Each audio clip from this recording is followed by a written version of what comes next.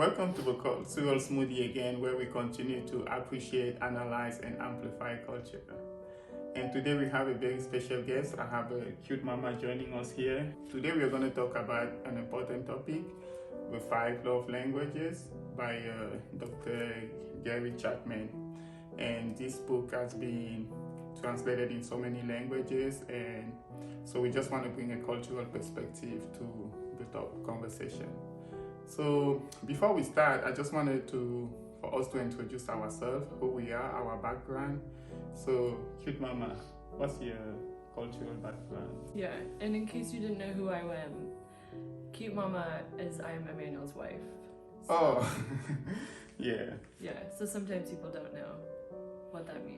Well, and this is a really good case because I'm from a low content culture. Like, I'll give you less information and expect you to figure out. So this is a really good point. So cute mama is my wife. Yeah, and I'm more from a high context culture. Where you have to say everything for what it means. Yeah. Thank you, cute mama. Yeah. So my name's Allison, and I grew up in Nebraska and Minnesota. I am white American, and I guess generationally I am 4th generation in the US. My first generation came mostly from Norway and from Germany, so that's my cultural background. Thank you, Mama. And for me, I always tell people, like, I'm originally from Cameroon in Africa, so I always claim myself to be a citizen of Wakanda. But I think as being just walking among culture, I always say my cultural background is kind of a scrambled egg. You cannot really pick where is the yolk or where are the different spices. So I'm a mix of cultures, but originally I'm from central Wakanda in Cameroon. Shout out to my people there and to all the African watching this. So thank you for that intro, cute mama. And if you don't know where Nebraska is, many people in the U.S. have never heard of it. So it's in the very middle of the U.S. It's the breadbasket of the U.S. Awesome. And I did not ride a cow to school. Okay, thank you, cute mama. And for those of you who may have more questions for cute mama about Nebraska or me about Wakanda, feel free to reach out to us offline. But without further ado, I think we just want to get into our topic of today, the 5 love languages by Dr. Gary Chapman. And I think the way we want to approach this is from the perspective of how we have been analyzing the love languages in our relationship with one another. So we are by no means experts on every culture. So we're just going to be blowing here on our own spoon. So from, like, she gave her background being a white American, and for me being a man raised in Africa. So, cute mama, what would be the first language here that we want to tackle? So the first love language that we're going to talk about is words of affirmation. Mm-hmm. And just to give you kind of a little bit of background, so this man, Dr. Gary Chapman, wrote this book as The Secret for Love and Friendship, So, and he came up with 5 categories that we are going to look at in depth. And like cute mama say, the first one here is words of affirmation. Yeah, thank you. So what has been your experience with words of affirmation as you analyze, you look at it from the American perspective and to the lenses of America to other cultures? As a side note, as Emmanuel said, we represent, us as individuals, but we also share kind of that zooms out and helps us to understand more about our cultural background. So I don't represent all Americans when I share my experience. But I would say from an American perspective, words of affirmation are pretty important. I think growing up, as I reflect, on what words of affirmation meant growing up, I think, every day when we left to go to school, we would always say, "I love you," to my parents. Anytime it was important to actually say goodnight and to say "I love you" before we went to bed. to actually say those words and to acknowledge, you know, when we see someone for the first time or see someone for the last time in the matter of 24 hours, affirming those, you know, relationships through a simple statement like "I love you" is really significant. So I think my family is not extremely affectionate, but I think words are really important. And I think even through, you know, a lot of my closest friendships, you know, whether it was a written note, you know, saying something kind about someone, or even if it's someone's birthday, you know, having, if you're turning 24, having people go around at a celebration and share 24 things that they appreciate about you. Things like that seem very common in American culture, and I think using our words to express love and appreciation for other people is really important. Thank you. And I think from my perspective, I think it's kind of words of affirmation are kind of implicit, like the "I love you." I never heard that growing up, but that never made me question whether my parents love me or not, because they financed my education and fed me and clothed me. So that was just one of a different perspective also. But I think, like, on the opposite, I think you know what, Africans sometimes, at least in my upbringing, I feel like the culture sometimes is maybe not the strongest at giving word of affirmation, but they're very generous at critics. You know, they will criticize you and be very blunt, because for them it's like, if I don't tell you the truth, that means I don't appreciate you, I don't love you, I'm lying to you. And I think one funny example was when we went in Cameroon for our traditional wedding there.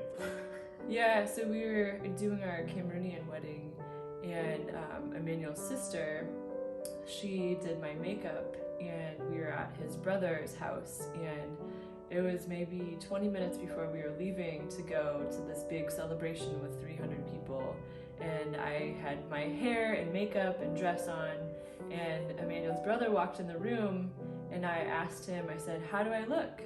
Which, from my perspective, I was just asking for affirmation, like, "You look good," or "Wow, beautiful." But he said, "I don't like it. It's too strong. It's too much," which was a little, you know, jarring for me. And but it's okay. Yeah. Just a few minutes before the wedding. Yeah. He definitely brought your confidence very low. But to him, it was more like, I'm doing a service to you. I'm speaking my mind. So that's thank you for bringing that up. And I think also, like, even words of affirmation, simple word like thank you, gratitude, it's not very common in the culture. You say thank you to someone who does a service for you, but in the family, it's kind of assumed. We don't say thank you among family. So when you say thank you to a family member, it can be upsetting.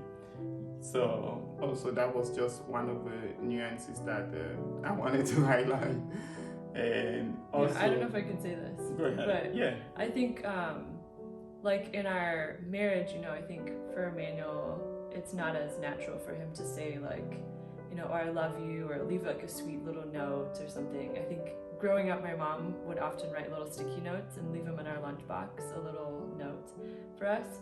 But anyway, so I think I've realized after we've been married for a while that it's much easier for Emmanuel to give a rebuke or to challenge me very directly with his words, but not as natural to give me a word of affirmation verbally, which I've just come to realize that that's just part of the culture.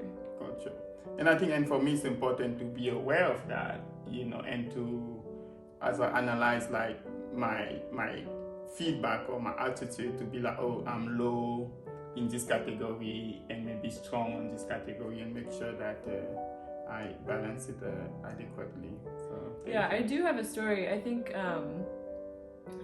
that it was probably during our engagement when I was going through lots of transition and feeling kind of insecure, and you know, deep down I knew that Emmanuel loved me and I knew that he cared about me, but I think, sometimes it's helpful just to hear words of affirmation. And I think at one point I asked you, I don't remember what I asked you, like, do you love me? Or something like that, which I wasn't really asking, do you love me? Of course I knew. But I was looking for him to encourage me or to share something, of why does he love me? What he appreciates about me. Which there's a brokenness in that in our culture anyway, so we shouldn't technically be asking for that. But Emmanuel's answer was, look at your hand. Look at your hand. And I think I really didn't understand. He never gestured like this. So he would say that several times, and I never really understood what he actually meant. But it took me almost a whole year to realize that he was looking at, I spent all of this money on this engagement ring, and I gave it to you as a sign of my love. So of course I love you. Of course I love you. Why? That should be a symbol that affirms my love for you every day. But for me, that's, it's an engagement ring. Yeah. And again, this is like, as we continue to analyze culture, I'm more from a low context culture, where to me a ring means commitment. I love you. No one forced me to buy this. But she's from a high context culture. Like, if I love her, I have to put words to the love. And again, like, as we continue to journey together, we continue to translate that and appreciate each other's culture. More importantly, we're trying to express or receive love in the forms that we have seen in our community or in our family.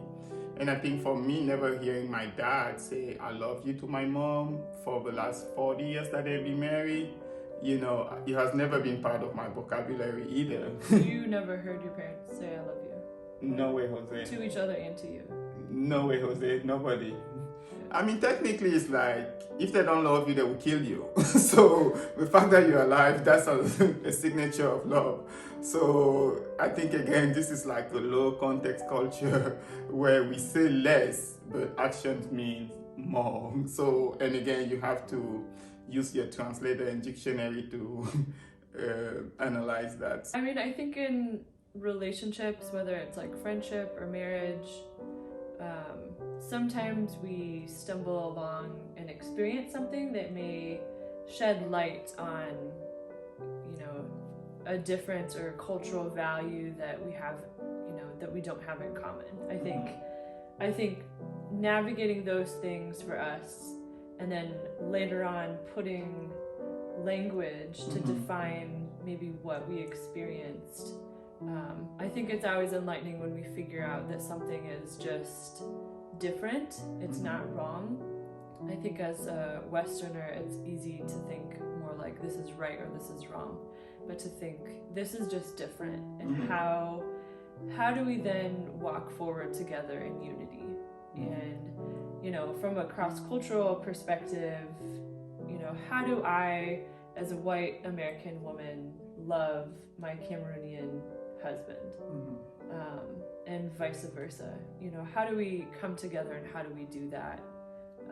I think that's unity is our ultimate goal in moving forward. Not thinking the same, but how do we move together forward with our differences?